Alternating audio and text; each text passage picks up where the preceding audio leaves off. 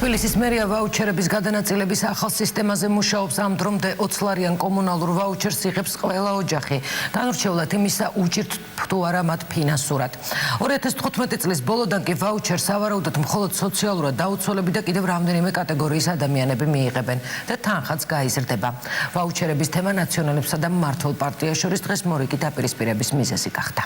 წარმოდგენილ პროექტში განახევრებულია კომუნალურ გადასახადზე დახმარება. საკრებულოს ფრაქცია ერთიანი ნაციონალური მოძრაობის წევრებს თბილისის 2015 წლის ბიუჯეტთან დაკავშირებით შენიშვნები აქვთ.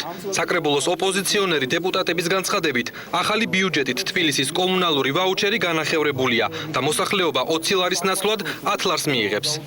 ჩვენს მიერ დაწესებული შეღავათი, რომელსაც თბილისელები უკვე რამდენიმე წელია იღებენ 100 ლარი 3 თვის განმავლობაში, ანუ თვეში 20 ლარი, შემცირებულია 50 ლარზე და თვეში 10 ლარი დაერიცხება თითოეულ თბილისურ ოჯახს.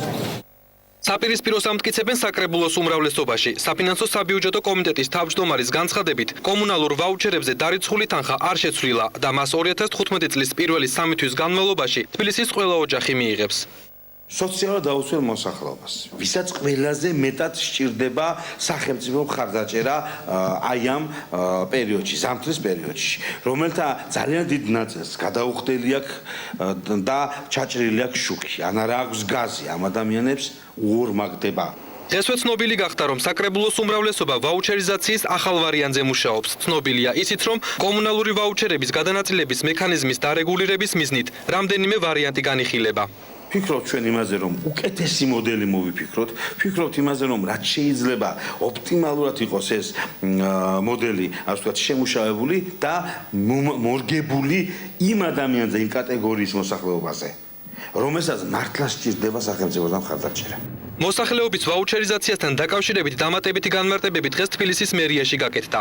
მერიაში აცხადებენ, რომ ამ დრომდე ვაუჩერს როგორც სოციალურად დაუცველი მოსახლეობა, ასევე სოლიდური შემოსავლის მქონე პირები იღებდნენ, რაც წინა ხელისუფლების არასწორი მენეჯმენტის ბრალია. 2015 წელს მოხდება სამუშაო ჯგუფის შედგენა, რომლებიც იმუშავებენ პროგრამის ადმინისტრირების გაუმჯობესებისათვის, მექანიზმების შემუშავებას და იმ ოჯახების საჭიროების დადგენას, რომლებიც არ არიან სოციალურად დაუცველები, მაგრამ რეალურად მაინც საჭიროებენ სოციალურ დახმარებას. და 2015 წლის ნოემბერ-დეკემბრის თვეში უკვე მოხდება ასეთი ოჯახების დამატებითი სუბსიდირება. დედაქალაქის 2015 წლის ბიუჯეტი 800 მილიონს აჭარბებს, რაც 2014 წლის ბიუჯეტზე 27 მილიონი ლარით მეტია. ახალი ბიუჯეტის პროექტის განხილვა საკრებულოში მიმდინარე კვირას იგეგმება. შესწორებული ვარიანტი კი საკრებულომ თბილისის მერიას 10 დღის ვადაში უნდა დაუბრუნოს. ბიუჯეტი საკრებულომ დეკემბრის ბოლომდე უნდა დაამტკიცოს. თუმცა უკვე ცნობილია, რომ საკრებულოს უმცირესობა დედაქალაქის ახალ ბიუჯეტს მხარს არ დაუჭერს.